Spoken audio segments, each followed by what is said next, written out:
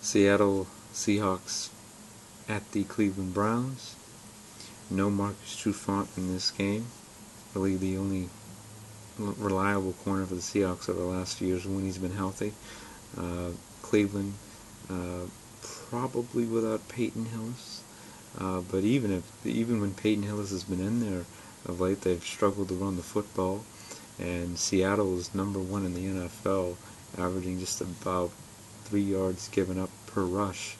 #1 team in the league against the run, and big reason for that is defensive end Red Bryant, who's probably the most underrated role player in the league.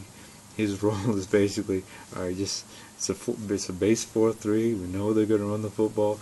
You just stay on the edge there, Mr. 325-pound man, and just take up some space and get in the backfield and cause some havoc. But it works. It definitely works for Pete Carroll, and he likes Mr. Bryant being in there. And on the other side of that, for the Browns, and that they can't throw the football. They can't throw and it's sad because I'm a fan of Colt McCoy. I have been since he was a Longhorn, but he's got no one to throw it to. Greg Little, Muhammad Massaquoi, that's not going to get it done. It hasn't gotten it done. Even without Trufant, they're going to struggle throwing the football, and Seattle's going to be able to dial up the pressure because they will have no trouble stopping the run, even in Cleveland.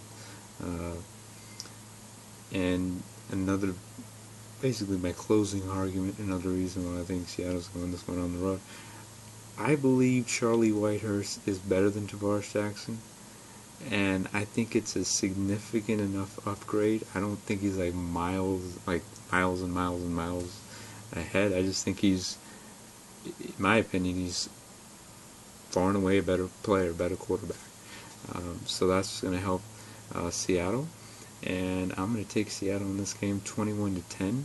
Key matchup in this game, Chris Clemens, who's been on a tear since last season, going up against, in my opinion, the #1 offensive tackle in the National Football League, one Mr. Joe Thomas. So Chris Clemens versus Joe Thomas, that should be exciting.